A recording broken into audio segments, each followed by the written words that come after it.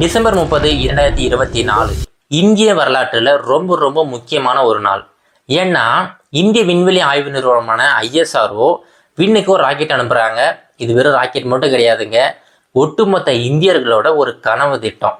Is the SpaceX mission. The Indian Space Agency ISRO is gearing up for an exciting mission. ISRO वो काम करने वाला है जो उसने आज तक कभी नहीं किया. Prepares to launch its groundbreaking SpaceX mission. SpaceX.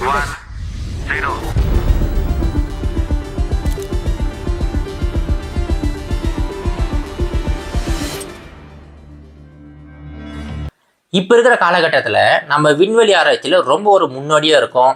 நிலவுக்கு ராக்கெட் அனுப்புகிறோம், செவ்வாய் கிரகத்தை ராக்கெட் அனுப்புகிறோம். ஆனால் நம்மளுடைய விண்வெளி வரலாற்றை புரட்டி பார்த்தீங்கன்னா தெரியும், சுதந்திரம் வாங்கினதுக்கப்புறமா நாட்டை கட்டமைக்கிறதே ரொம்ப பெரும்பாடாக இருந்துச்சு. அந்த காலகட்டத்தில் அமெரிக்காவாகட்டும் இல்லை ரஷ்யாவாகட்டும் யார் விண்வெளியில் முதல் செயற்கைக்கோளை செலுத்துறது அப்படின்னு சொல்லிட்டு சண்டை போட்டுக்கிட்டு இருந்தாங்க. அந்த சமயத்தில் நம்மளுடைய மக்கள் பசியும் பட்டினியுமா வாடிக்கிட்டு இருந்தாங்க. நாம் நம்மளுடைய நாட்டோட கட்டமைப்பை எப்படி மேம்படுத்தலாம் அப்படின்னு சொல்லிட்டு ரொம்ப போராடிக்கிட்டு இருந்தோம். அதுக்கப்புறம் பார்த்தீங்கன்னா அமெரிக்கா அவங்களுடைய ஆஸ்ட்ரோனட்ஸை நிலவில் போய் தரையிறக்கிட்டாங்க. மனிதர்களை கொண்டு போய் நிலவில் தரையிறக்கி ஆராய்ச்சி பண்ணிக்கிட்டு இருந்தாங்க. அந்த சமயத்தில் நாம் மாட்டு வண்டிகளில் சேட்டலைட்டோட உதிரி பாகங்களை எடுத்துக்கிட்டு நம்ம போய்கிட்டு இருந்தோம். அதுக்கப்புறம் இந்த US ஆகட்டும் இல்லை ரஷ்யாவாகட்டும் விண்வெளியில் பலவிதமான ஆராய்ச்சிகள் பண்ணிக்கிட்டு இருந்தாங்க. அவங்க கிட்ட இருந்து ஏதாவது உபயோகம் பண்ண அந்த ராக்கெட் உதிரி பாகங்கள் கிடைக்குமா அப்படின்னு சொல்லிட்டு எதிர்பார்த்து காத்துக்கிட்டு இருந்தோம். ஆனால் இப்போ எல்லாத்தையுமே தாண்டி எல்லா மேற்கத்திய நாடுகளுமே வியந்து பார்க்குற அளவுக்கு இந்தியாவோட வளர்ச்சி அபரிவிதமாக இருக்கு. हिंदुस्तान के पुरुषार्थ के द्वारा हुआ होगा, तब विश्व के अंदर हम चौथे देश बन जाएंगे जो मानव को अंतरिक्ष में पहुंचाने वाले बन जाएंगे. இப்போ ISRO செலுத்திக்கிட்டு இருந்த மிஷன் பேர் என்னன்னு பார்த்தீங்கன்னா ஸ்பேடெக்ஸ் அப்படிங்கிறது தான். இப்போ இந்த ஸ்பேடெக்ஸ் ஏன் ரொம்ப முக்கியத்துவம் வாய்ந்தது அப்படின்னு பார்த்தீங்கன்னா, இது வரைக்கும் உலகத்திலேயே 3 நாடுகள் மட்டும்தான் இந்த மிஷனை சக்ஸஸ்ஃபுல்லாக முடிச்சிருக்காங்க. ஒன்று அமெரிக்கா, இன்னொன்று ரஷ்யா, அடுத்தது சைனா. இப்போ நாம் இந்த விஷயத்தை சக்ஸஸ்ஃபுல்லாக முடித்தோம்னா நாம் இந்த எலைட் குரூப்பில் ரொம்ப ஈஸியாக நுழைஞ்சிடலாம். இந்த ஸ்பேடெக்ஸ் மிஷன் இந்தியாவோட முகத்தையே மாற்ற போகுது. ஸ்பேடெக்ஸ் மிஷன்னா என்ன, இதனால் இந்தியாவுக்கு கிடைக்க வர நன்மைகள் என்ன அப்படிங்கிறத ஒரு டீட்டெயில்டான இன்ஃபர்மேஷன் இந்த வீடியோவில் பார்ப்போம். வெல்கம் டு தமிழ் சாளரம். இப்போ சொன்ன பார்த்தீங்களா, இந்த ஸ்பேடெக்ஸ் அப்படிங்கிறது ஒன்றும் கிடையாதுங்க. இந்தியாவிலிருந்து ஒரு ராக்கெட் மூலமாக 2 செயற்கைக்கோள்கள் அனுப்பப்பட்டிருக்கு. ஒவ்வொரு செயற்கைக்கோளுமே கிட்டத்தட்ட 220 கிலோகிராம் எடை கொண்டது. இப்போ என்னன்னா, மேலே போனதுக்கப்புறமா 2 செயற்கைக்கோளையுமே வெவ்வேறு திசையில் பிரித்த மாதிரி செலுத்திடுவாங்க. அந்த 2 செயற்கைக்கோளுக்கு இடையில் உள்ள தூரம் பார்த்தீங்கன்னா கிட்டத்தட்ட 10 to 15 கிலோமீட்டர் இருக்கும். இப்போ அந்த 2 செயற்கைக்கோள்களுமே பூமியை சுற்றிக்கிட்டே வந்துக்கிட்டு இருக்கும். அதோட வேகம் பார்த்தீங்கன்னா கிட்டத்தட்ட 28,800 கிலோமீட்டர் பர் ஹவர். ஒரு மணிக்கு 28,800 கிலோமீட்டர். அது சென்டிமீட்டரில் பார்த்தீங்கன்னா கிட்டத்தட்ட 8 லட்சம் சென்டிமீட்டர் ஒரு செகண்டுக்கு ட்ராவல் பண்ணிக்கிட்டு இருக்கோம். இப்போ 2 சேட்டலைட்டுமே ஒரு குறிப்பிட்ட டிஸ்டன்ஸில் போய் ட்ராவல் பண்ணிக்கிட்டே இருக்குதுங்க.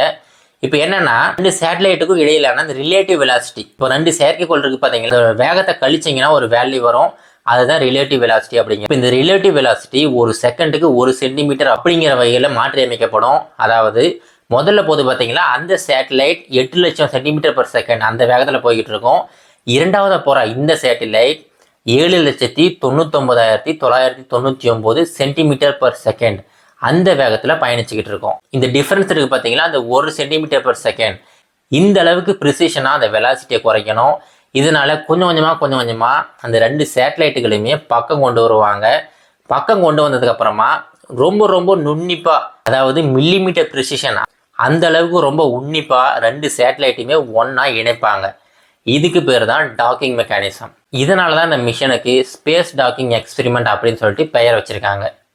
இப்போது ஜனவரி 10ஆம் தேதி இந்த 2 செயற்கைக்கோளுமே இணைக்கிறதுக்கான வேலைகளை ஈடுபட்டுக்கிட்டு இருந்தாங்க.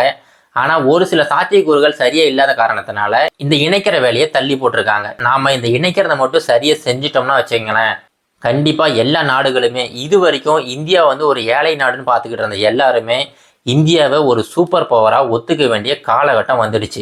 இப்போ நீங்கள் கேட்கலாம், பல ஆயிரக்கணக்கான கோடிகள் செலவு பண்ணி இது 2 சேட்டலைட்டை ஒன்றா இணைக்கிறதெல்லாம் ஒரு மிஷனா, இதனால் என்ன பலன் அப்படின்னு சொல்லிட்டு நீங்கள் கேட்கலாம். இதனால் பலவிதமான நன்மைகள் இருக்குது. முதல் விஷயம் என்ன அப்படின்னா, நம்ம சேட்டலைட் லான்ச் பண்ணுற அந்த காஸ்ட் இருக்குது பார்த்தீங்களா, அது ரொம்ப அதிகமாகவே குறைக்கப்படும். இப்போது பொதுவாக பார்த்தீங்கன்னா ஒரு சேட்டலைட்டோட வாழ்நாள் 5 வருஷம் இல்லை 10 வருஷம் அப்படின்னு சொல்லிட்டு குறிப்பிடப்படும். அது எதனால் அப்படின்னா அந்த சேட்டலைட்டுக்குள்ளார கொஞ்சமாக ஃபியூல் வந்து ஸ்டோர் பண்ணியிருப்பாங்க. அந்த ஃபியூல் இருக்கிற வரைக்கும் தான் அந்த சேட்டலைட்டை நம்மளால் நகர்த்த முடியும். அந்த ஃபியூல் காலி ஆகிடுச்சுன்னா அந்த சேட்டலைட்டை நம்மளால் ஆப்ரேட்டே பண்ண முடியாது. அந்த மாதிரி சந்தர்ப்பங்கள்லையும் அதே மாதிரி அந்த சேட்டலைட் வந்து ஏதாவது ரிப்பேர், சின்னதாக ஒரு ரிப்பேர், அந்த லென்ஸில் ஒரு சின்னதாக ரிப்பேர் ஆனால் கூட அந்த சேட்டலைட்டை பயன்படுத்த முடியாது. புதுசாக தான் ஒரு சேட்டலைட் வந்து அனுப்பணும்.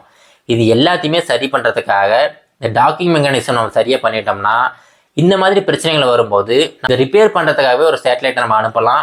அந்த மாதிரி அனுப்பி இந்த ரிப்பேர் ஆகிருக்கு பார்த்தீங்களா, அந்த சேட்டலைட்டோட நம்ம இணைச்சி நம்ம ரீஃபியூலிங் பண்ணலாம். அப்படி இல்லைன்னா அந்த சேட்டலைட்டை ரிப்பேர் கூட பண்ணலாம். இதனால் நமக்கு பல ஆயிரக்கணக்கான கோடிகள் லாபம் தான். அதுக்கப்புறம் ISROவோட கனவு திட்டமான விண்வெளியில் ஒரு ஆய்வு கூட நிறுவுறது. இது பார்த்தீங்கன்னா 2035 சாத்தியமாகும் அப்படின்னு சொல்லியிருக்காங்க. இதற்கு பெயர் கூட சூட்டப்பட்டுருச்சு, பாரத் ஆந்தரிக்ஷ் ஸ்டேஷன். இதுதான் அதோட பெயர். இப்போ அவ்வளோ பெரிய விண்வெளி மையத்தை ஒரே சமயத்தில் இங்கேருந்து கொண்டு போக முடியாதுங்க. அதனால் என்ன பண்ணுவாங்க அப்படின்னா அந்த பாகங்கள் ஒவ்வொரு பாகமாக தனித்தனியாக இங்கேருந்து கொண்டு போவாங்க. மேலே போனதுக்கப்புறமா தான் எல்லா பாகங்களையுமே இணைக்கணும். அது இணைக்கணும் அப்படின்னா நமக்கு இந்த டாக்கிங் மெக்கானிசம் தெரிஞ்சால் மட்டும்தான் அது இணைக்க முடியும். அதுக்குமே இந்த டாக்கிங் தான் ரொம்ப ரொம்ப உதவியாக இருக்க போகுது. அதுக்கப்புறம் பார்த்தீங்கன்னா நாம் 2040க்குள்ளார நிலவுக்கு மனிதர்களை அனுப்புறதா பிளான் போட்டுக்கிட்டு இருக்கோம். அப்படி மனிதர்களை அனுப்பணும் அப்படின்னாலே சரி, இல்லை நிலவுக்கு போயிட்டு அங்கே இருக்கிற சாம்பிள்ஸை எடுத்துகிட்டு வரணும் அப்படின்னாலும் சரி, இது எல்லாத்துக்குமே இந்த சேட்டலைட் டாக்கிங் மெக்கானிசம் ரொம்ப ரொம்ப முக்கியமான ஒரு விஷயம். கடைசியாக பார்த்தீங்கன்னா ஒவ்வொரு முறையும் ISRO புதுசாக நிறைய கேப்பபிலிட்டிஸை வந்து உலகத்துக்கு காட்டிக்கிட்டே இருக்காங்க. இதனால் என்ன ஆகுது அப்படின்னா நிறைய வெஞ்சர் கேபிட்டலிஸ்ட்லாம் இருக்காங்க. அவங்க எல்லாருமே இன்வெஸ்ட்மெண்ட் பண்ணுறதுக்கு ரொம்ப சீக்கிரமாக முன் வருவாங்க. அது மட்டும் இல்லாமல் நிறைய ஸ்டார்ட் அப்ஸ் எல்லாமே இந்த மாதிரி விண்வெளி ஆராய்ச்சியில் உள்ளே வருவாங்க. 2009 வெறும் 11 இருந்த இந்த ஸ்டார்ட் அப்ஸ் இப்போ இருக்கிற காலகட்டத்தில் கிட்டத்தட்ட 250க்கும் மேற்பட்ட ஸ்டார்ட் அப்ஸ் வந்து உருவாயிருக்கு.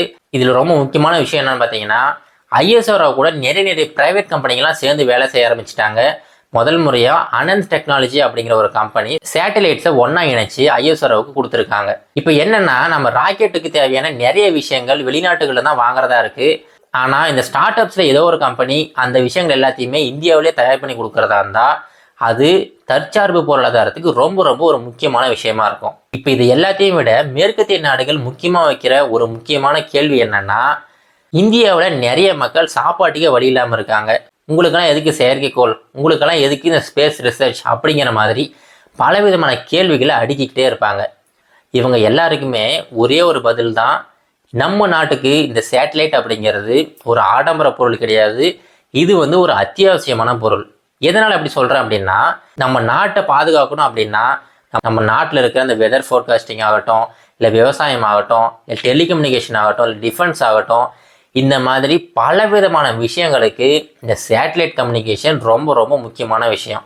இந்த சேட்டலைட் மட்டும் நம்மக்கிட்ட இல்லைன்னு வச்சிங்களேன், நம்ம ஒவ்வொரு முறையும் சாதாரண ஃபோன்லேருந்து டிடிஹெச்லேருந்து இந்த மாதிரி பலவிதமான விஷயங்களுக்கு பக்கத்து நாடுகள்கிட்ட தான் கையேந்த வேண்டியிருக்கும்.